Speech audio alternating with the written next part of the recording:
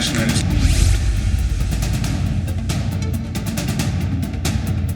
ನಮ್ಮ ಭಾಷೆಯನ್ನು ಯಾರೂ ಕೂಡ ಬಿಡೋದಕ್ಕೆ ಸಾಧ್ಯನೇ ಇಲ್ಲ. ಯಾಕಂತಂದರೆ ಒಂದೊಂದು 50 ಕಿಲೋಮೀಟರ್ ರೇಡಿಯಸ್ಗೂ ಕೂಡ ಒಂದೊಂದು ಭಾಷೆ ಆಗಿರ್ಬೋದು, ಅಥವಾ ಭಾಷೆ ಅನ್ನೋದಕ್ಕಿಂತ ಒಂದು ಆಕ್ಸೆಂಟು, ಸ್ಲ್ಯಾಂಗು ಚೇಂಜ್ ಆಗ್ತಾ ಹೋಗುತ್ತೆ. ಸೊ ಅದನ್ನು ಅವ್ರ ಭಾಷೆಯಲ್ಲೇ ವ್ಯವಹರಿಸಿದ್ರೇ ಅವರಿಗೆ ಸಮಾಧಾನ, ಅಥವಾ ಅವರಿಗೆ ಒಂದು ರೀತಿಯಾಗಿ ಫುಲ್ಫಿಲ್ ಅಂತ ಅನಿಸೋದು, ಅಥವಾ ಅರ್ಥ ಆಗೋದಾಗಿರ್ಬೋದು, ಮತ್ತೊಂದಾಗಿರ್ಬೋದು. ಆದರೆ ನಮ್ಮ ಭಾಷೆ ದೇಶ ವಿದೇಶಗಳ ಮಟ್ಟದಲ್ಲಿ ಬೆಳೀತಾ ಇದೆ ಅಂತಂದರೆ ಎಲ್ಲರಿಗೂ ಕೂಡ ಒಂದು ಖುಷಿಯ ವಿಚಾರನೇ. ಸೊ ಅದನ್ನು ನೋಡಿಕೊಂಡು ಅಕ್ಕಪಕ್ಕದವರು ಹೊಟ್ಟೆ ಕಿಚ್ಚು ಪಟ್ಕೊಳ್ಳೋದು ಸಾಮಾನ್ಯ, ಸರ್ವೇ ಸಾಮಾನ್ಯ. ಅದನ್ನ ನೋಡಿ ಖುಷಿ ಪಡೋರು ಕೂಡ ಸರ್ವೇ ಸಾಮಾನ್ಯ. ಯಾಕಂತಂದ್ರೆ ಹಿಂದಿಯಲ್ಲಿ ಅತಿ ಹೆಚ್ಚು ಕಲೆಕ್ಷನ್ ಮಾಡ್ತಾ ಇದೆ ಸೌತ್ ಸಿನಿಮಾಗಳು ಅನ್ನೋದನ್ನು ಕೂಡ ನಾವು ಮರಿಬಾರ್ದು. ಯಾಕಂತಂದ್ರೆ ಅವರಿಗಿರುವಂತಹ ಭಾಷಾ ಪ್ರೀತಿ ಅಥವಾ ಸಿನಿಮಾ ಪ್ರೀತಿ ಎಷ್ಟಿದೆ ಅನ್ನೋದು ಈ ಮೂಲಕ ಗೊತ್ತಾಗ್ತಾ ಇದೆ ಅಂತ ಹೇಳ್ಬೋದು. ನಮ್ಮ ಜೊತೆಗೆ ಮತ್ತೊಬ್ರು ಗೆಸ್ಟ್ ಜಾಯ್ನ್ ಆಗ್ತಾ ಇದ್ದಾರೆ, ಅರುಣ್ ಬನವಾಸೆ, ಕನ್ನಡಪರ ಚಿಂತಕರು. ಅರುಣ್ ಅವರೇ ನಮಸ್ಕಾರ, ಕಾರ್ಯಕ್ರಮಕ್ಕೆ ಸ್ವಾಗತ. ನಮಸ್ಕಾರ ಮೇಡಮ್. ಎಸ್ ಅರುಣ್ ಅವ್ರು, ಏನು ಹೇಳ್ತೀರಿ ಸದ್ಯದ ಡೆವಲಪ್ಮೆಂಟ್ ಬಗ್ಗೆ? ನಿಮ್ಮ ಫಸ್ಟ್ ರಿಯಾಕ್ಷನ್ ಏನು? ಮೊದಲನೇದೇನು ಹೊಸದಲ್ಲ ಅಂತ ಅನ್ಸುತ್ತೆ. ಈ ಹಿಂದಿಯವರ ದಬ್ಬಳಕ್ಕೆ ಹಿಂದಿಯವರು ತಾವೇನೋ ದೊಡ್ಡವರು ಅಂತ ಅಂದ್ಕೊಂಡಿರೋದು ಕಳೆದ 70 ವರ್ಷದಿಂದನೂ ಏನ್ ಭಾರತ ಒಕ್ಕೂಟ ಶುರುವಾಯ್ತು ಅವತ್ತಿಂದನೂ ನಡ್ಕೊಂಡು ಬಂದಿದೆ. ಸಿನಿಮಾ ಆಗಿರ್ಬಹುದು, ರಾಜಕೀಯ ಇರಬಹುದು, ಯಾವುದೇ ರಂಗ ತಗೊಂಡ್ರುನೆ ಅವರು ಮೇಲುಗೈ, ನಾವು ಒಂಥರ ಸುಪೀರಿಯರ್ ಅಂತ ಒಂದು ಸುಪೀರಿಯರಿಟಿ ಕಾಂಪ್ಲೆಕ್ಸ್ ಬಹಳಷ್ಟು ಜನ ಹಿಂದಿ ಭಾಷಿಕರು, ಅಂದ್ರೆ ನಾನು ಎಲ್ಲಾ ಹಿಂದಿ ಭಾಷಿಕರಲ್ಲೂ ಇದೆ ಅಂತ ಹೇಳಲ್ಲ, ಬಹಳಷ್ಟು ಜನ ಹಿಂದಿ ಭಾಷಿಕರಲ್ಲಿ ಇದೆ. ಅದಕ್ಕೆ ಕಾರಣಗಳಿದೆ. ಕಾರಣ ಏನಂದ್ರೆ ಭಾರತ ಸರ್ಕಾರ ಕಳೆದ 70 ವರ್ಷದಿಂದ ಹಿಂದಿ ಭಾಷೆಗೆ ಹೆಚ್ಚುಗಾರಿಕೆ ಕೊಟ್ಕೊಂಡು ಬಂದಿದೆ. ಸಂವಿಧಾನದಲ್ಲಿ ಒಂದಷ್ಟು ಹೆಚ್ಚುಗಾರಿಕೆಯನ್ನ ಸಂವಿಧಾನದಲ್ಲಿ ಕೂಡ ಕೊಡಲಾಗಿದೆ. ಸೊ ನಾವೆಲ್ಲಾ ಕಡೆ ಹೇಳ್ತೀವಿ ಎಲ್ಲಾ ಭಾಷೆ ಸಮಾನ, ಎಲ್ಲ ಒಂದು ಅಂತ ಹೇಳ್ತೀವಿ. ಆದ್ರೆ ಸಂವಿಧಾನದಲ್ಲಿ ಆತರ ಇಲ್ಲ. ಸಂವಿಧಾನದಲ್ಲಿ 343ರಿಂದ 351 ಒಳಗಡೆ ಏನು ಭಾಷೆಯ ವಿಚಾರದ ಅಂಶಗಳಿವೆ ಅಲ್ಲೆಲ್ಲಾ ಸಹ ಹಿಂದಿ ಭಾಷೆಗೆ ಹೆಚ್ಚುಗಾರಿಕೆಯನ್ನ ಕೊಡಲಾಗಿದೆ. 343ರಲ್ಲಿ ಹಿಂದಿ ಭಾಷೆಯನ್ನ ರಾಜಭಾಷಾ ಅಂತ ಕರೀತಾರೆ. ಅದೇ ತರಹ 351ರಲ್ಲಿ it shall be the duty of Indian government to promote Hindi ಅಂತ ಹೇಳ್ತಾರೆ. ಸೊ ಇದೆಲ್ಲ ಅಂಶಗಳಿಂದ ಏನಾಗ್ತಾ ಇದೆ ಅಂದ್ರೆ ಭಾರತ ಸರ್ಕಾರ ಸಾಂವಿಧಾನಿಕವಾಗಿ ಹಿಂದಿ ಭಾಷೆಗೆ ಹೆಚ್ಚುಗಾರಿಕೆ ಕೊಡ್ತಾ ಇದೆ. ಹಿಂದಿ ಭಾಷೆ ಒಂದೇ ಭಾರತದ ಭಾಷೆ ಅನ್ನೋ ತರ ಭಾರತ ಆಚೆಗೂ ಕೂಡ ಒಂದಷ್ಟು ಪ್ರೊಜೆಕ್ಟ್ ಮಾಡ್ತಾ ಇದೆ. ಸೊ ಇದೆಲ್ಲದರ ಪರಿಣಾಮವಾಗಿ ಏನಾಗ್ತಾ ಇದೆ, ಕೆಲವೊಂದಷ್ಟು ಹಿಂದಿ ಭಾಷಿಕರಿಗೆ ಈ ಸುಪೀರಿಯರಿಟಿ ಕಾಂಪ್ಲೆಕ್ಸ್ ಅಂತ ಏನ್ ಹೇಳ್ತಾರೆ ಅದು ಜಾಸ್ತಿ ಆಗ್ತಾ ಇದೆ. ಅದರಿಂದ ಏನಾಗ್ತದೆ, ಅವರು ಬೇರೆಯವರು ಏನಾದ್ರು ಮೇಲಕ್ಕೆ ಬರ್ತಾ ಇದ್ದಾರೆ ಅನ್ನೋದನ್ನ ಸಹಿಸಲ್ಲ, ಅಥವಾ ಬೇರೆ ಭಾಷೆಗಳ ಏಳಿಗೆಯನ್ನ ಸಹಿಸಲ್ಲ, ಬೇರೆ ಭಾಷೆಗೂ ತನ್ನಷ್ಟೇ ಹಿಂದಿಯಷ್ಟೇ ಸ್ಥಾನ ಸಿಗುತ್ತೆ ಅಂದಾಗ ಅದನ್ನ ಅವರು ಸಹಿಸಲ್ಲ. ಸೊ ಅದು ನಡ್ಕೊಂಡಿದೆ. ಇದು ಹೊಸದೇನಲ್ಲ. ಇದನ್ನ ಐಸೋಲೇಟೆಡ್ ಆಗಿ ನೋಡೋದಕ್ಕಾಗಲ್ಲ. ಯಾಕೆಂದ್ರೆ ಇದೇ ತೊಂದರೆ ಕೆಲವು ದಿನಗಳ ಹಿಂದೆ ಭಾರತ ಸರ್ಕಾರದವರು ಹಿಂದಿ ಲಿಂಕ್ ಲ್ಯಾಂಗ್ವೇಜ್ ಆಗ್ಬೇಕು ಅನ್ನೋದು ಅಂತ ಹೇಳಿದ್ದಿರಬಹುದು, ಅಥವಾ ಕೇಂದ್ರ ಸರ್ಕಾರದ ಯಾವುದೇ ಕಾರ್ಯಕ್ರಮಗಳು ನಡೆದ್ರು ಸಹ ಅಲ್ಲೆಲ್ಲ ಬರೀ ಹಿಂದಿಯಲ್ಲಿ ಮಾತ್ರ ಬೋರ್ಡ್ಗಳನ್ನ ಹಾಕೋದಿರಬಹುದು, ಅಥವಾ ಕೇಂದ್ರ ಸರ್ಕಾರದ ಉದ್ಯೋಗ ಪರೀಕ್ಷೆಗಳನ್ನ ಬರೀ ಹಿಂದಿ ಮತ್ತೆ ಇಂಗ್ಲಿಷ್ ನಲ್ಲಿ ಮಾತ್ರ ಕೊಡ್ತೀವಿ, ಬೇರೆ ಭಾಷೆಯಲ್ಲಿ ಕೊಡಲ್ಲ ಅಂತ ಹೇಳದಿರಬಹುದು.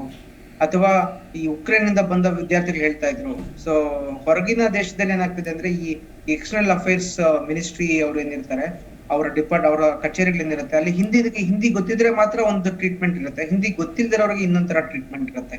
ಅದೇ ತರ ಹಿಂದಿಯನ್ನ ಫ್ರೀಯಾಗಿ ಕಲಿಸೋದಕ್ಕೆ ವಿಶ್ವದಾದ್ಯಂತ ಕೆಲಸಗಳು ನಡೆಯುತ್ತೆ. ಭಾರತ ಸರ್ಕಾರ ಯಾರೇ ಹಿಂದಿ ಕಲಿಬೇಕು ಅಂದ್ರೆ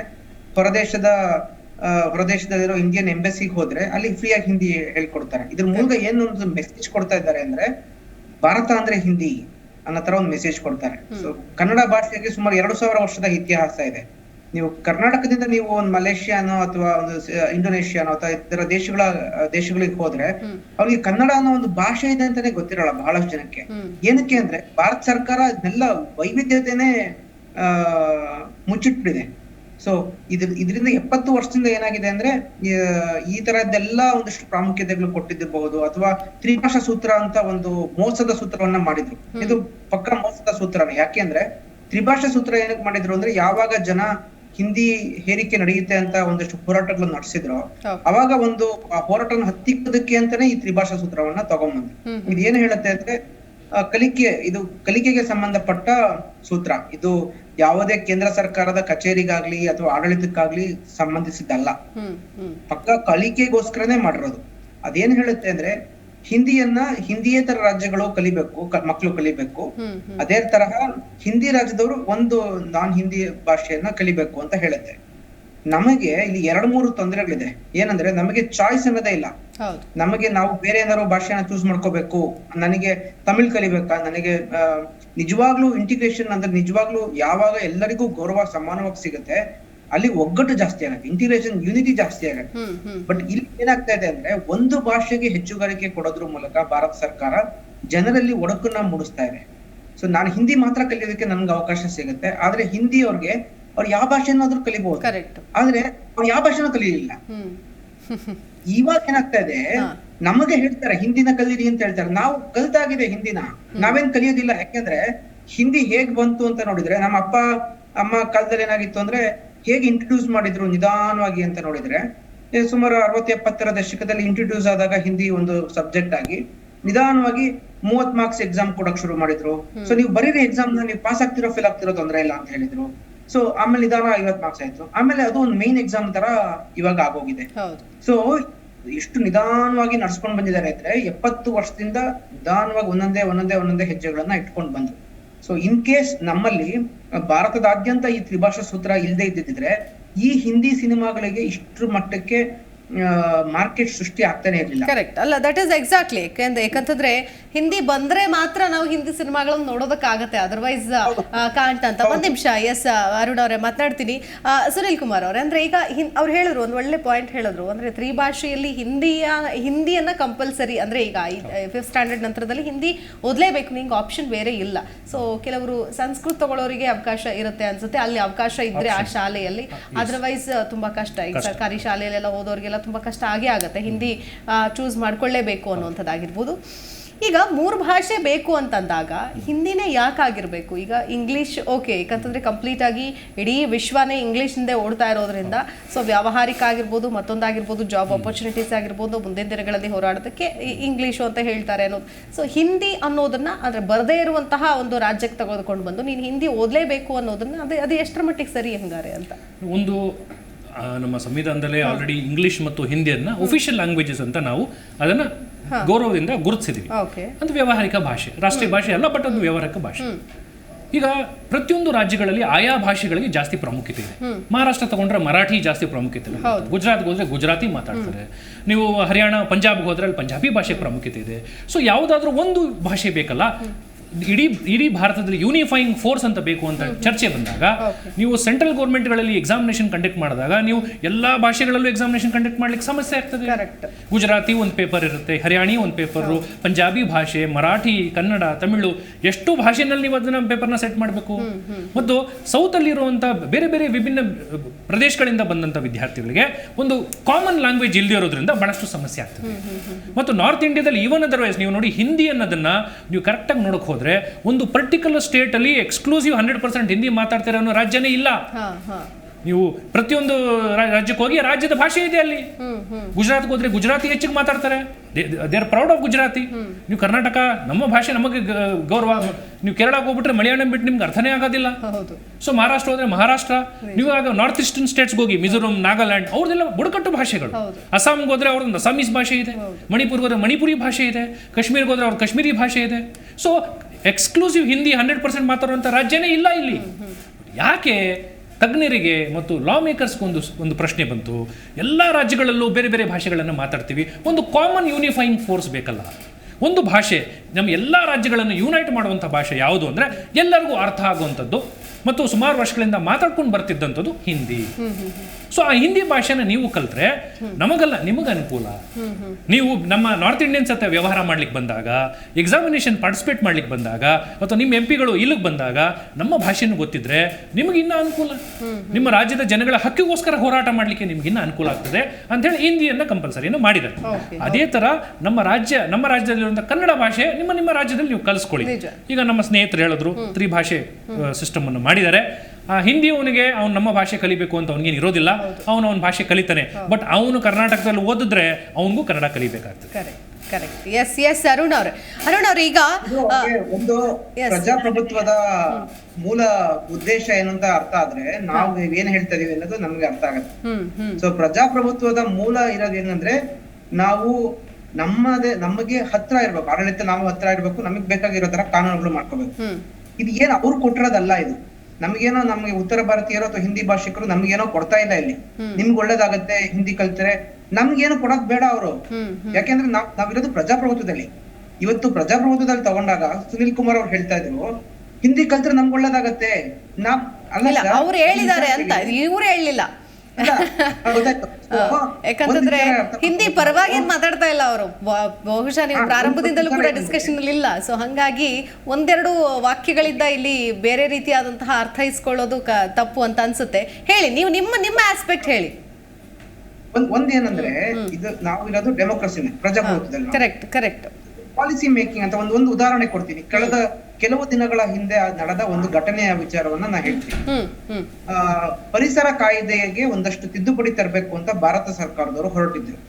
ಸೊ ಎನ್ವಿರಾನ್ಮೆಂಟಲ್ ಆಕ್ಟ್ ಗೆ ಒಂದಷ್ಟು ತಿದ್ದುಪಡಿ ತರಕ್ಕೆ, ಅದಕ್ಕೆ ಬಿಲ್ ರಿಲೀಸ್ ಮಾಡ್ಬೇಕು. ಕರಡು ಪ್ರತಿಯನ್ನ ರಿಲೀಸ್ ಮಾಡ್ಬೇಕಾಗಿತ್ತು. ರಿಲೀಸ್ ಮಾಡಿದ್ರು ಆನ್ಲೈನ್ ನಲ್ಲಿ. ಸೊ ಅದ್ ಏನಾಗಿತ್ತು, ಆ ಕರಡು ಪ್ರತಿಯನ್ನ ಬರೀ ಹಿಂದಿ ಮತ್ತೆ ಇಂಗ್ಲಿಷ್ ನಲ್ಲಿ ಮಾತ್ರ ಬಿಡುಗಡೆ ಮಾಡಿದ್ರು, ಬೇರೆ ಯಾವ ಭಾಷೆನಲ್ಲೂ ಇರ್ಲಿಲ್ಲ. ಸೊ ಅದನ್ನ ಪ್ರಶ್ನಿಸಿ ಕೆಲವೊಂದಷ್ಟು ಜನ ಹೈಕೋರ್ಟ್ ಹೋದ್ರು, ಕರ್ನಾಟಕ ಹೈಕೋರ್ಟ್ ಮತ್ತೆ ದೆಹಲಿ ಹೈಕೋರ್ಟ್. ಏನಂದ್ರೆ ಈ ಒಂದು ಕರಡು ಪ್ರತಿ ಏನಿದೆ, ಬಿಲ್ ಏನಿದೆ, ಅದನ್ನ ನೀವು ಎಲ್ಲಾ ಭಾಷೆಗೂ ಅನುವಾದ ಮಾಡ್ಬೇಕು. ಜನ ಅದನ್ನ ಓದಿ ಅರ್ಥ ಮಾಡ್ಕೊಂಡು ಏನಾದ್ರೂ ಸಲಹೆಗಳು ಇದ್ರೆ, ತಿದ್ದುಪಡಿ ಸರಿ ಇಲ್ಲ ಅಂತ ಹೇಳಿದ್ರೆ ಅದಕ್ಕೆ ಅವ್ರಿಗೆ ಫೀಡ್ಬ್ಯಾಕ್ ಕೊಡೋದಕ್ಕೆ ಅಥವಾ ಸಲಹೆಗಳನ್ನ ಸರ್ಕಾರಕ್ಕೆ ಕೊಡಕ್ಕೆ ಅವಕಾಶ ಇರಬೇಕು ಅನ್ನೋ ನಿಟ್ಟಲ್ಲಿ ವಾದ ಮಾಡಿದ್ರು. ಅದಕ್ಕೆ ಹೈಕೋರ್ಟ್ ಮತ್ತೆ ದೆಹಲಿ ಮತ್ತೆ ಕರ್ನಾಟಕ ಹೈಕೋರ್ಟ್ ಅಲ್ಲಿ ಭಾರತ ಸರ್ಕಾರಕ್ಕೆ ಒಂದು ಡೈರೆಕ್ಷನ್ಸ್ ಕೊಡ್ತಾರೆ. ಏನಂದ್ರೆ ಈ ಪ್ರತಿಯನ್ನ ನೀವು ಅನುವಾದ ಮಾಡೋವರೆಗೂ ನಾವು ಇದನ್ನ ಪಾಸ್ ಮಾಡೋದಕ್ಕೆ ಬಿಡೋಲ್ಲ ಅನ್ನೋ ನಿಟ್ಟಲ್ಲಿ ಒಂದು ಡೈರೆಕ್ಷನ್ ಕೊಡ್ತಾರೆ. ಇದನ್ನ ಪ್ರಶ್ನೆ ಮಾಡಿ ಭಾರತ ಸರ್ಕಾರದವರು ಸುಪ್ರೀಂ ಕೋರ್ಟ್ಗೆ ಹೋಗ್ತಾರೆ. ಏನಂತ, ನಾವು 343 ಪ್ರಕಾರ ಈ ಕರಡು ಪ್ರತಿಯನ್ನ ಬರೀ ಹಿಂದಿ ಮತ್ತೆ ಇಂಗ್ಲಿಷ್ ನಲ್ಲಿ ಮಾತ್ರ ಬಿಡುಗಡೆ ಮಾಡ್ತಾ ಇದೀವಿ, ಬೇರೆ ಭಾಷೆನಲ್ಲಿ ಬಿಡುಗಡೆ ಮಾಡ್ಬೇಕು ಅಂತ ನಮ್ಗೆ ಯಾವ್ದು ಮ್ಯಾಂಡೇಟರಿ ಐಟಮು ಸಂವಿಧಾನದಲ್ಲಿ ಇಲ್ಲ ಅನ್ನೋ ತರ ವಾದಗಳು ಮಾಡ್ತಾರೆ. ಸೊ ಇದು ಏನ್ ತೋರಿಸುತ್ತೆ ಅಂದ್ರೆ, ಭಾರತ ಸರ್ಕಾರ ನಮ್ಮ ಹತ್ರ ದುಡ್ಡು ಕಲೆಕ್ಟ್ ಮಾಡೋದಕ್ಕೆ, ಅಂದ್ರೆ ಟ್ಯಾಕ್ಸ್ ಕಲೆಕ್ಟ್ ಮಾಡೋದಕ್ಕೆ ಸಾಧ್ಯತೆ ಇದೆ. ಕನ್ನಡಿಗರ ಹತ್ರ ಟ್ಯಾಕ್ಸ್ ಕಲೆಕ್ಟ್ ಮಾಡೋದಕ್ಕೆ ಅವ್ರಿಗೆ ಅವಕಾಶ ಅಂದ್ರೆ ಅವ್ರಿಗೆ ಆಗತ್ತೆ, ಫೀಸಿಬಲ್. ತಮಿಳರ ಹತ್ರ ಕಲೆಕ್ಟ್ ಮಾಡೋದಕ್ಕೆ ಸಾಧ್ಯ ಇದೆ, ಹಿಂದಿಯವರ ಹತ್ರ ಕಲೆಕ್ಟ್ ಮಾಡೋದಕ್ಕೆ ಈಸಿ ಇದೆ, ಅಸ್ಸಾಮಿಗಳ ಹತ್ರ ಕಲೆಕ್ಟ್ ಮಾಡೋದಕ್ಕೆ ಈಸಿ ಇದೆ. ಆದ್ರೆ ನಾವ್ ಏನಕ್ಕೆ ಟ್ಯಾಕ್ಸ್ ಕೊಡ್ತಾ ಇದೀವಿ? ನಮಗೆ ಆಡಳಿತ ಕೊಡ್ಬೇಕು, ನಮಗೆ ನಾಗರಿಕ ಸೇವೆಗಳು ಕೊಡ್ಬೇಕು, ಆದ್ರೆ ಮೂಲಭೂತ ಸೌಕರ್ಯಗಳನ್ನು ಸೃಷ್ಟಿ ಮಾಡ್ಕೊಡ್ಬೇಕು. ಆ ವಿಚಾರಕ್ಕೆ ಬಂದಾಗ ನಿಮಗೆ ಆಡಳಿತವನ್ನ ನಿಮ್ ಭಾಷೆಯಲ್ಲಿ ಕೊಡಕ್ಕಾಗಲ್ಲ, ಯಾಕೆಂದ್ರೆ ಫೀಸಿಬಲ್ ಇಲ್ಲ. ತಮಿಳವ್ರಿಗೆ ತಮಿಳಲ್ಲಿ ಕೊಡಕ್ಕಾಗಲ್ಲ, ಕನ್ನಡದವ್ರಿಗೆ ಕನ್ನಡದಲ್ಲಿ ಕೊಡಕ್ಕಾಗಲ್ಲ. ಆದ್ರೆ ಹಿಂದಿಯವ್ರಿಗೆ ಹಿಂದಿನಲ್ಲಿ ಎಲ್ಲಾನು ಕೊಡ್ತೀವಿ ಅನ್ನೋದು ಎಷ್ಟು ಸರಿಯಾಗಿದ್ದು ಅಂತ ನಾವು ಕೇಳ್ಬೇಕು. ಇವತ್ತಿನ ತಂತ್ರಜ್ಞಾನ ಸಪೋರ್ಟ್ ಮಾಡಲ್ವಾ? ಇವತ್ತಿನ ತಂತ್ರಜ್ಞಾನ ಎಲ್ಲೋ ದೂರದಲ್ಲಿರೋ ಗೂಗಲ್ನವರು, ದೂರದ ಅಮೆರಿಕದ ಗೂಗಲ್ ಸಂಸ್ಥೆ ಕನ್ನಡದಲ್ಲಿ ಎಲ್ಲಾ ಸೇವೆಯನ್ನು ಕೊಡೋದಕ್ಕೆ ಸಾಧ್ಯ ಆಗತ್ತೆ ಅಂದ್ರೆ ಭಾರತ ಸರ್ಕಾರಕ್ಕೆ ಏನಕ್ಕೆ ಸಾಧ್ಯ ಆಗ್ತಾ ಇಲ್ಲ? ತಂತ್ರಜ್ಞಾನ ಸಪೋರ್ಟ್ ಮಾಡುತ್ತೆ, ಮಾಡ್ತಿಲ್ಲ. ಭಾರತ ಸರ್ಕಾರದಲ್ಲಿ ಏನಾಗಿದೆ, ಸಿಂಗಾಪುರ್ ಅನ್ನೋ ಚಿಕ್ಕ ದೇಶ, 50 ಲಕ್ಷ ಜನ ಇರೋ ದೇಶದಲ್ಲಿ 5 ಭಾಷೆ ಅಫಿಷಿಯಲ್ ಲ್ಯಾಂಗ್ವೇಜ್.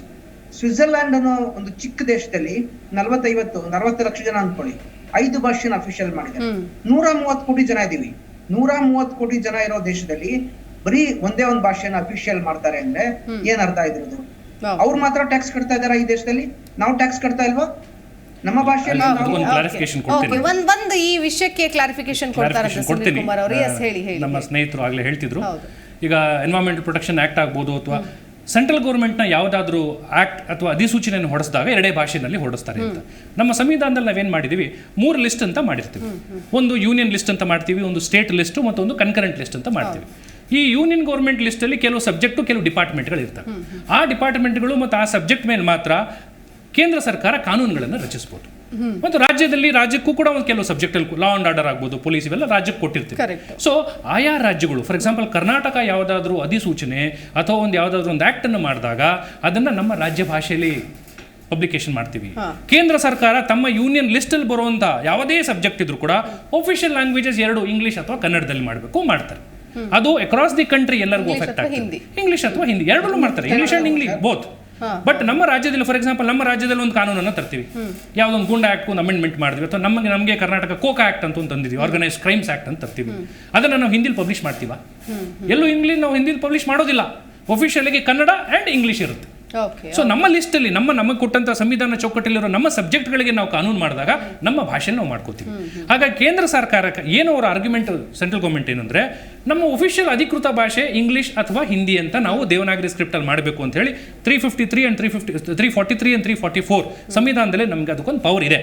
ಹಾಗಾಗಿ ನಾವು ಇಡೀ ದೇಶಾದ್ಯಂತ ನಮ್ಮ ಸೆಂಟ್ರಲ್ ಕಾನೂನುಗಳು ಅನ್ವಯಿಸುತ್ತೆ. ಹಾಗಾಗಿ ಈಚ್ ರಾಜ್ಯಗಳಿಗೆ ನಾವೇನು ಭಾಷೆಗೆ ಸೆಪರೇಟ್ ಮಾಡೋ ಅವಶ್ಯಕತೆ ಇಲ್ಲ. ಇಂಗ್ಲಿಷ್ ಅಥವಾ ಹಿಂದಿನಲ್ಲಿ ನಾವು ಕಾನೂನನ್ನು ಮಾಡ್ತೀವಿ, ಎಲ್ಲರಿಗೂ ಅದು ಅನ್ವಯಿಸುತ್ತೆ. ಮತ್ತು ರಾಜ್ಯಗಳು ಮಾಡಿದಾಗ ರಾಜ್ಯಗಳನ್ನು ನಾವು ತಲೆ ಹಾಕೋದಿಲ್ಲ. ನಿಮ್ಮ ಲಿಸ್ಟಲ್ಲಿ ನೀವೇನು ಸಬ್ಜೆಕ್ಟಲ್ಲಿ ಕಾನೂನು ಮಾಡ್ತೀರೋ ನಿಮ್ಮ ಭಾಷೆ ನೀವು ಅದನ್ನು ನೋಟಿಫಿಕೇಶನ್ ಅನ್ನು ಓಡಿಸ್ಕೊಳ್ಳಿ. ಓಕೆ, ಒಟ್ಟು ಅರುಣ್ ಅವ್ರು ಏನು ಅಂತಂದ್ರೆ ಈ ಎಲ್ಲಾ ಭಾಷೆಯಲ್ಲೂ ಬರಬೇಕಿದು ಅನ್ನೋದು ಅವರ ಒಂದು ವಾದ. ಎಸ್, ನಮ್ಗೆ ಅರ್ಥ ಆಗಲ್ಲ, ನಮ್ಗೆ ಗೊತ್ತಾಗಲ್ಲ, ನಾವು ಯಾಕೆ ಹಾಗಾದ್ರೆ ನಾವು ದೇಶದ ಪ್ರಜೆಗಳಲ್ಲವಾ ಅನ್ನುವಂಥದ್ದು. ಎಸ್ ಅರುಣ್, ಹೇಳಿ ಅರುಣ್.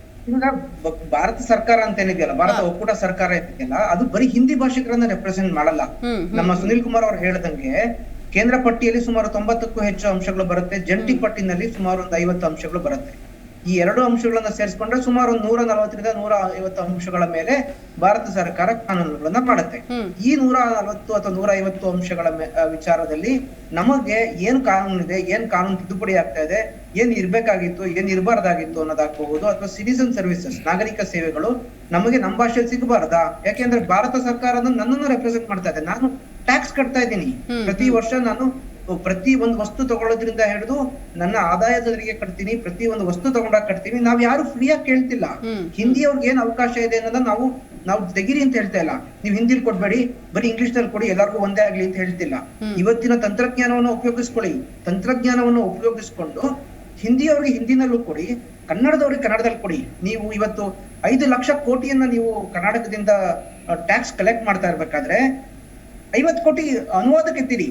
ಯುರೋಪಿಯನ್ ಅಲ್ಲ, ಈ ಪ್ರಸ್ತಾಪವನ್ನ ಬಹುಶಃ ಇಡಬೇಕು ಈಗ ಸರ್ಕಾರಗಳಿಗೆ. ಎಲ್ಲ ಸರ್ಕಾರಗಳು ಕೂಡ ಒಂದಾಗಿ ಈಗ ಹೆಂಗೆ ಕರ್ನಾಟಕದಲ್ಲಿ ಈಗ ಅರುಣ್ ಅವರೇ ನೀವೇನ್ ಮಾತನಾಡ್ತಿದ್ದೀರಲ್ಲ ಈ ವಿಚಾರವನ್ನ, ಅಥವಾ ಎಲ್ಲರೂ ಒಂದಾಗಿ ನಾವು ನಮ್ಮ ರಾಜಕಾರಣಿಗಳಿಗಿಟ್ಟು ಅಥವಾ ಎಲ್ಲಾ ರಾಜ್ಯದ ರಾಜಕಾರಣಿಗಳು ಕೂಡ ಒಟ್ಟಾಗಿ ಅಥವಾ ಸಿಎಂಗಳು ಒಟ್ಟಾಗಿ ಈ ಒಂದು ಪ್ರಸ್ತಾವನೆಯನ್ನ ಇಟ್ರೆ ಬಹುಶಃ ಇದು ಮುಂದಿನ ದಿನಗಳಲ್ಲಿ ಜಾರಿ ಆದ್ರೂ ನಮ್ಮೆಲ್ಲರಿಗೂ ಕೂಡ ಖುಷಿನೇ. ಆ ತರದ್ ಒಂದು ಸನ್ನಿವೇಶ ಬರ್ಲಿ ಅನ್ನೋದು ನಮ್ಮ ಆಶಯ ಕೂಡ.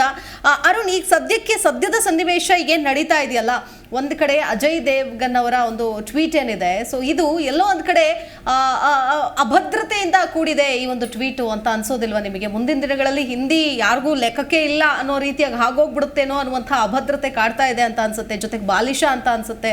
ರಾಷ್ಟ್ರ ಭಾಷೆ ಅನ್ನುವಂಥ ವಿಚಾರನೇ ಇಲ್ಲಿ ಬರೋದಿಲ್ಲ, ಅಫಿಷಿಯಲ್ ಲ್ಯಾಂಗ್ವೇಜ್ ಅನ್ನೋದನ್ನ ಮರೆತು ಬಿಟ್ಟಿದ್ದಾರೆ ಅಜಯ್ ದೇವ್ಗನ್. ಸೊ ಅದ್ರ ಬಗ್ಗೆ ಏನ್ ಹೇಳ್ತೀರಿ ಅರುಣ್? ಒಂದು ಮೊದಲಿಂದನೂ ಏನಾಗ್ತದೆ, ಹಿಂದಿ ಭಾಷೆಯ ಸಿನಿಮಾಗಳಿಗೆ ಹೆಚ್ಚಿನ ಪ್ರಾಮುಖ್ಯತೆ ಸಿಗ್ತಾನೆ ಇದೆ. ಇಂಡಿಯನ್ ಸಿನಿಮಾ ಅಂದ್ರೆ ಹಿಂದಿ ಸಿನಿಮಾ ಅಂತ ಆಗತ್ತೆ. ಹೌದು, ಹಿಂದಿಯೇತರ ಸಿನಿಮಾಗಳನ್ನ ಟ್ರೆಡಿಷನಲ್ ಸಿನಿಮಾ ಅಂತ ಕರ್ಕೊಂಡು ಬಂದಿದ್ದಾರೆ. ಜೊತೆಗೆ ಏನಾಗಿದೆ ಅಂದ್ರೆ, ನೀವು ನೋಡಿದ್ರೆ ಹಿಂದಿ ಸಿನಿಮಾದಲ್ಲಿ ಒಂದು 5-6 ಸಿನಿಮಾ ಮಾಡಿದವ್ರಿಗೆ ಪದ್ಮಶ್ರೀ ಕೊಡ್ತಾರೆ, ಪದ್ಮ ವಿಭೂಷಣ ಕೊಡ್ತಾರೆ, ಅವ್ರನ್ನ ಇಂಡಿಯನ್ ಆಕ್ಟರ್ ಅಂತ ಕನ್ಸಿಡರ್ ಮಾಡ್ತಾರೆ. ಅದೇ ತರಹದ ನಿಮಗೆ 100 ಸಿನಿಮಾದಲ್ಲಿ ನಟಿಸಿರೋ ಬಹಳಷ್ಟು ನಮ್ಮ ವಿಷ್ಣುವರ್ಧನ್ ಇರಬಹುದು ಅಥವಾ ಅನಂತನಾಗ್ ಸಿಗಲ್ಲ. ನಮ್ಮ ಎಸ್ ಜಾನಕಿ ಅವ್ರಿಗೆ 50 ವರ್ಷ ಆದ್ಮೇಲೆ ರೆಕಗ್ನೈಸ್ ಮಾಡಿದ್ದಾರೆ. ಆದ್ರೆ ಹಿಂದಿ ಭಾಷೆಯಲ್ಲಿ ಯಾರಾದ್ರೂ ಒಬ್ರು ಚಿಕ್ಕ ಗಾಯಕರಿದ್ರು ಅವ್ರಿಗೆ ಅದ್ನಾನ್ ಸ್ವಾಮಿ ಕರೆದು ಅವ್ರಿಗೆ ಇದ್ ಕೊಡ್ತಾರೆ, ಏನಂತಾರೆ, ನಾನೇನು ಕೊಡಬಾರ್ದು ಅಂತ ಹೇಳೋದು, ಅವರಿಗೆ ಕಲೆ ಅಥವಾ ಅವ್ರಿಗೆ ಆ ಟ್ಯಾಲೆಂಟ್ ಇಲ್ಲ ಅಂತ ಹೇಳಿ ಅದನ್ನ ಬೇರೆ ಭಾಷೆಯವ್ರನ್ನು ಕೂಡ ಕನ್ಸಿಡರ್ ಮಾಡಬೇಕು ಅಂತ ನೀವು ಹೇಳ್ತಿದ್ದೀರಾ. ಈಗ ಒಬ್ರು ಎಸ್ ಜಾನಕಿ ಆಗ್ಬಹುದು, ಎಸ್ ಜಾನಕಿ ಅವರು ಕರ್ನಾಟಕ, ತಮಿಳುನಾಡು ಅಥವಾ ಆಂಧ್ರ ಇರಬಹುದು, ಈ ಎಲ್ಲಾ ರಾಜ್ಯಗಳಲ್ಲಿ ಅವರ ಹಾಡುಗಳನ್ನ ಕೇಳದೇ ಇರೋ ಮನುಷ್ಯ ಇರಲ್ಲ. ಅಷ್ಟೊಂದು ಪಾಪ್ಯುಲರ್ ಆಗಿರೋರ್ನ 50 ವರ್ಷ ಆದ್ಮೇಲೆ ನೀವು ಗುರುತಿಸ್ತೀರಾ ಅಂದ್ರೆ ಅವರು ರಿಜೆಕ್ಟ್ ಮಾಡ್ತಾರೆ ಕೂಡ. ಅವ್ರಿಗೆ ಕಳೆದ ಒಂದು 4-5 ವರ್ಷದಿಂದ ಅವ್ರಿಗೆ ಯಾವ್ದೋ ಒಂದು ಪ್ರಶಸ್ತಿ ಕೊಟ್ಟಾಗ ಅವರು ಥ್ಯಾಂಕ್ ಯು ವೆರಿ ಮಚ್, ಆದ್ರೆ ನನಗೆ 50 ವರ್ಷ ಆದ್ಮೇಲೆ ನೀವು ರೆಕಗ್ನೈಸ್ ಮಾಡಿದೀರಾ, ಪಾಪ ಯಾರು ಹೊಸಬ್ರಿಗೆ ಕೊಡಿ ಅಂದ್ಬಿಟ್ಟು ಅವರು ರಿಜೆಕ್ಟ್ ಮಾಡ್ತಾರೆ ಅದನ್ನ. ಸೊ ಯಾವ ಸಂದೇಶ ನೀವು ಕೊಡ್ತಾ ಇದ್ದೀರಾ ಅನ್ನೋದನ್ನ ನಾವು ಪ್ರಶ್ನೆ ಮಾಡ್ಬೇಕಾಗತ್ತೆ. ಸೊ ಇನ್ನು ಇದು ಬರೀ ಸಿನಿಮಾಗ್ ಮಾತ್ರ ಸೀಮಿತ ಆಗಿಲ್ಲ. ಈಗ ನೀವು ನಮ್ಮ ಸುನೀಲ್ ಕುಮಾರ್ ಅವ್ರು ಮಾತಾಡ್ಬೇಕಾದ್ರೆ ಒಂದು ವಿಚಾರ ಹೇಳ್ತಾ ಇದ್ರು, ಬರೀ ಹಿಂದಿಯನ್ನು ಮಾತಾಡೋ ಯಾವುದೇ ರಾಜ್ಯ ಇಲ್ಲ ಅಂತ. ಭೋಜ್ಪುರಿ, ರಾಜಸ್ಥಾನಿ ಭಾಷೆಯವರು ತಮ್ಮ ಭಾಷೆಯನ್ನ ರೆಕಗ್ನೈಸ್ ಮಾಡ್ಬೇಕು ಅಂತ ಕೇಳ್ತಾ ಇದಾರೆ ಭಾರತ ಸರ್ಕಾರದವರು. ಆದ್ರೆ ಇದೇ ಒಂದಷ್ಟು ಹಿಂದಿ ಪ್ರೊಫೆಸರ್ಸ್ 2016ರಲ್ಲಿ ಒಂದು ಲೆಟರ್ ಬರೀತಾರೆ ಪ್ರಧಾನಮಂತ್ರಿಗಳಿಗೆ. ಏನಂತ ಅಂದ್ರೆ, ನೀವು ಭೋಜ್ಪುರಿ, ರಾಜಸ್ಥಾನಿ ಭಾಷೆಗಳನ್ನ ರೆಕಗ್ನೈಸ್ ಮಾಡ್ಬೇಡಿ 8th ಶೆಡ್ಯೂಲ್ ಅಲ್ಲಿ. ನೀವು ರೆಕಗ್ನೈಸ್ ಮಾಡ್ಬಿಟ್ರೆ ಹಿಂದಿ ಭಾಷಿಕರ ಸಂಖ್ಯೆ ಕಡಿಮೆ ಆಗ್ಬಿಡುತ್ತೆ. ಇವಾಗ ಏನೋ ಸುಳ್ಳಿನ ಮಹಲ್ ಕಟ್ಟಿದಾರಲ್ಲ, ಹಿಂದಿ ಭಾಷಿಕರು 50% ಇದಾರೆ, 60% ಇದಾರೆ ಅನ್ನೋ ಒಂದು ಸುಳ್ಳಿನ ಮಹಲ್ ಏನಿದೆ ಅದು ಬಿದ್ದೋಗ್ಬಿಡುತ್ತೆ ಅನ್ನೋದು ಅವ್ರಿಗೆ ಭಯ ಇದೆ. ಸೊ ಈ ಇನ್ಸೆಕ್ಯೂರಿಟಿ ಏನಿದೆ ಇದು ಸಿನಿಮಾದಲ್ಲೂ ಇದೆ, ಹಿಂದಿಯವ್ರಿಗೆ ಬೇರೆ ರಂಗದಲ್ಲೂ ಇದೆ. ಸೊ ಬಟ್ ಇದಕ್ಕೆ ಬೇಕಾಗಿರೋ ತರ ಅವ್ರಿಗೆ ರಾಜಕೀಯವಾಗಿ ಅವರು ತುಂಬಾ ಗಟ್ಟಿಯಾಗಿರೋದ್ರಿಂದ ಅವ್ರಿಗೆ ಏನ್ ಬೇಕೋ ಅದನ್ನ ಮಾಡ್ಕೊಳ್ಳೋಕೆ ಅವ್ರಿಗೆ ಸಾಧ್ಯ ಆಗ್ತದೆ. ಯಾಕೆಂದ್ರೆ ನಮ್ಮೆಲ್ಲಾ ರಾಜಕೀಯ ಹಿಡಿತ ದೆಹಲಿ ಕೂತಿರೋದ್ರಿಂದ ಅವರ ರಾಜಕೀಯವಾಗಿ ಹಿಂದಿ ಭಾಷಿಕರು ತುಂಬಾ ಪ್ರಬಲವಾಗಿರೋದ್ರಿಂದ ಅವ್ರಿಗೆ ಏನ್ ಬೇಕೋ ಆ ತರ ಕಾನೂನುಗಳನ್ನ ಮಾಡ್ಕೊಳಕ್ ಸಾಧ್ಯ ಆಗ್ತಾ ಇದೆ. ಅವ್ರ ಭಾಷೆಗೆ ಬೇಕಾಗಿರೋ ಏನೇನೋ ಅವರ ಭಾಷೆಯ ಏನಂತಾರೆ ಪ್ರಮೋಷನ್ ಏನೇನ್ ಬೇಕು ಅದನ್ನೆಲ್ಲ ಅವರು ಮಾಡ್ಕೊಳ್ಳೋದಕ್ಕೆ ಸಾಧ್ಯ ಆಗ್ತಾ ಇದೆ. ನಮ್ಮ ಬೇರೆ ಭಾಷಿಕರಿಗೆ ಏನು ಸಾಧ್ಯಗಳೇ ಆಗ್ತಾ ಇಲ್ಲ.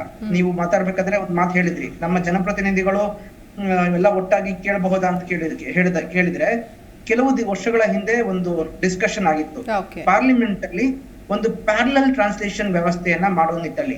ಅಂದ್ರೆ ನಾನು ಕನ್ನಡದ ಸದಸ್ಯ, ಒಬ್ಬ ಲೋಕಸಭಾ ಸದಸ್ಯ ಇದು ನಿಂತು ಕನ್ನಡದಲ್ಲಿ ಮಾತಾಡೋತರ ಇವತ್ತು ಇದೆ. ಬಟ್ ಏನಂದ್ರೆ ಮೊದಲೇ ತಿಳಿಸಿರ್ಬೇಕು, ಯಾರಿಗೆ ಸ್ಪೀಕರ್ಗೆ ಮೊದಲೇ ತಿಳಿಸಿರ್ಬೇಕು, ಅವರು ಟ್ರಾನ್ಸ್ಲೇಟರ್ ನ ಅರೇಂಜ್ ಮಾಡ್ತಾರೆ. ಸೊ ಪ್ಯಾರಲಲ್ ಟ್ರಾನ್ಸ್ಲೇಷನ್ ಅಂತ ಬರುತ್ತೆ. ಅದನ್ನ ನೀವು ವಿಶ್ವಸಂಸ್ಥೆಯ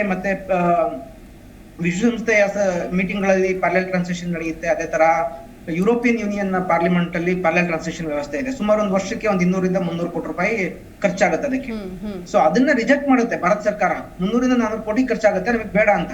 ಬಟ್ ಅದೇ ಭಾರತ ಸರ್ಕಾರ ವಿಶ್ವಸಂಸ್ಥೆಯಲ್ಲಿ ಹಿಂದಿ ಭಾಷೆಯನ್ನ ಅಫಿಷಿಯಲ್ ಮಾಡೋದಾದ್ರೆ ನಾನು ಪ್ರತಿ ವರ್ಷ 500 ಕೋಟಿ ರೂಪಾಯಿ ಕೊಡಕ್ ರೆಡಿ ಇದ್ದೀನಿ ಅನ್ನೋ ಒಂದ್ ಮಾತನ್ನ ಭಾರತ ಸರ್ಕಾರದ ಪ್ರತಿನಿಧಿಯೊಬ್ರು ಹೇಳ್ತಾರೆ ಪಾರ್ಲಿಮೆಂಟ್ ಅಲ್ಲಿ. ಅಂದ್ರೆ ಭಾರತ ಸರ್ಕಾರ ತನ್ನ ದೇಶದಲ್ಲಿ ಎಲ್ಲಾ ಭಾಷೆಗಳಿಗೂ ಬೇಕಾದ ವ್ಯವಸ್ಥೆಯನ್ನ ಕಲ್ಪಿಸೋದಕ್ಕೆ 200-300 ಕೋಟಿ ಕೊಡೋದಕ್ಕೆ ರೆಡಿ ಇಲ್ಲ. ಒಂದು ಭಾಷೆಯನ್ನ ವಿಶ್ವಸಂಸ್ಥೆಯಲ್ಲಿ ಆಡಳಿತ ಭಾಷೆಯನ್ನು ಮಾಡೋದಕ್ಕೆ 500 ಕೋಟಿ ಕೊಡೋದಕ್ಕೆ ರೆಡಿ ಇದೆ. ಯಾವ ಸಂದೇಶವನ್ನ ಕೊಡ್ತಾ ಇದ್ದೀರಾ ನೀವು? ನಮ್ಮ ಟ್ಯಾಕ್ಸ್ ಏನ್ ಮಾಡ್ತಾ ಇದ್ದೀರಾ ನೀವು? ಎಲ್ಲ ಹೋಗ್ತಾ ಇದೆ ನಮ್ಮ ಟ್ಯಾಕ್ಸ್? ನಾವು ಈ ದೇಶದ ಕರೆಕ್ಟ್. ಅರುಣ್ ಅವರೇ ಕರೆಕ್ಟ್. ನೀವು ಹೇಳೋದು ನಾವೆಲ್ಲರೂ ಕೂಡ ಟ್ಯಾಕ್ಸ್ ಪೇಯರ್ಸ್. ನಮಗೆ ನಮ್ಮ ಭಾಷೆ ತುಂಬಾ ಇಂಪಾರ್ಟೆಂಟ್. ಜೊತೆಗೆ ನಮ್ಮ ಭಾಷೆಯಲ್ಲಿ ನಮಗೆ ಸಿಗಬೇಕಾದಂತಹ ಸೌಲಭ್ಯಗಳಾಗಿರ್ಬೋದು, ಡಾಕ್ಯುಮೆಂಟ್ಸ್ ಆಗಿರ್ಬೋದು, ಎಲ್ಲವೂ ಕೂಡ ಸಿಗಬೇಕು. ನೋಟಿಫಿಕೇಶನ್ಸ್ ಆಗಿರ್ಬೋದು, ಲಾ ಆಗಿರ್ಬೋದು, ಎಲ್ಲವೂ ಕೂಡ ಸಿಗಬೇಕು ಅನ್ನೋದು ಅದು ಒಂದು ಫೇರ್ ಎನಫ್. ಯಾಕಂತಂದ್ರೆ ಈಗ ಇನ್ನೊಂದು ಮಾತು ಕೇಳಿ ಬರ್ತಾ ಇದೆ ಇದೇ ಬಾಲಿವುಡ್ ಮಂದಿಯಿಂದಾನೆ.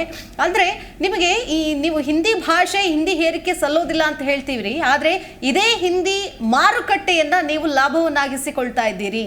ಯಾಕಂತಂದ್ರೆ ನಿಮ್ಮ ಸಿನಿಮಾಗಳು ಅತಿ ಹೆಚ್ಚು ಸೇಲ್ ಆಗ್ತಾ ಇರೋದು ಇದೇ ಹಿಂದಿ ಭಾಷೆಯಲ್ಲಿ, ಅಥವಾ ಹಿಂದಿ ಭಾಷಿಕರು ಹೆಚ್ಚಾಗಿ ಇದನ್ನು ನೋಡ್ತಾ ಇದ್ದಾರೆ ಅನ್ನುವಂಥ ಒಂದು ಅಪವಾದ ಬರ್ತಾ ಇದೆ. ಇದಕ್ಕೇನ್ ಹೇಳ್ತೀರಿ Arun?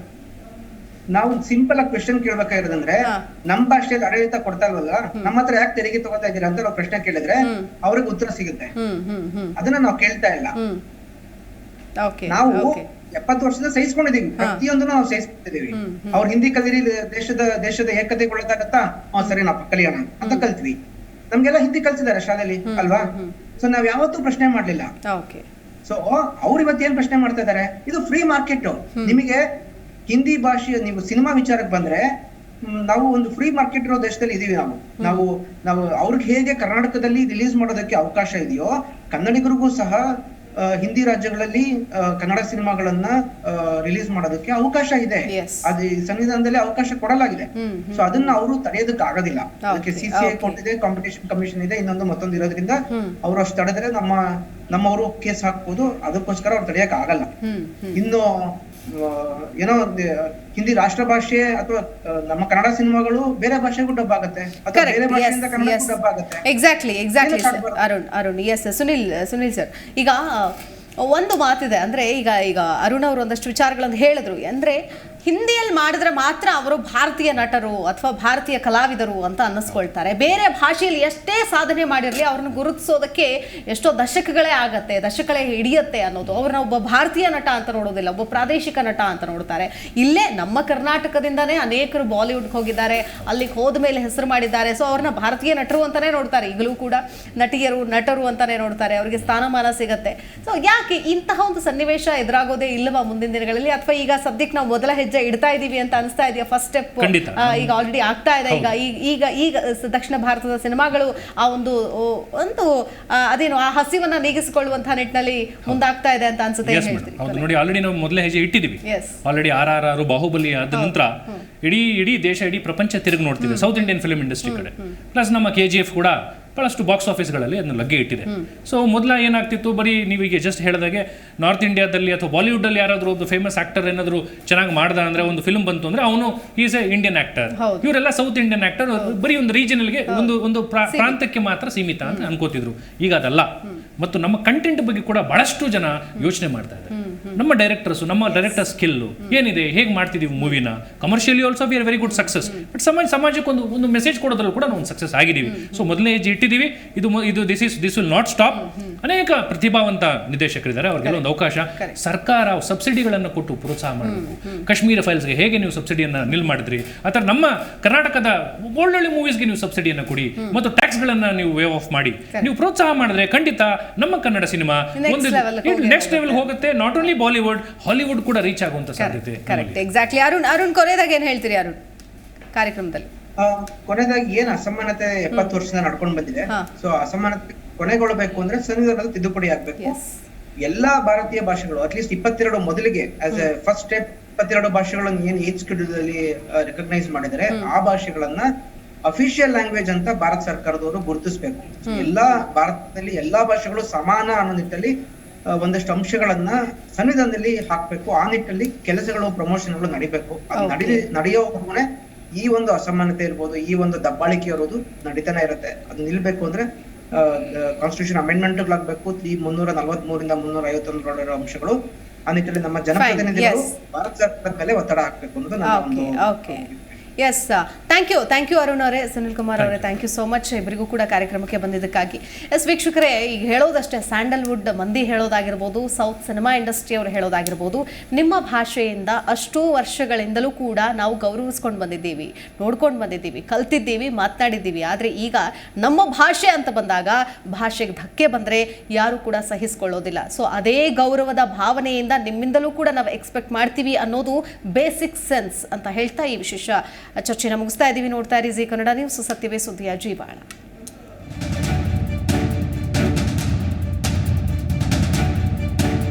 Hindi is no more the national language. It's no more a nationality.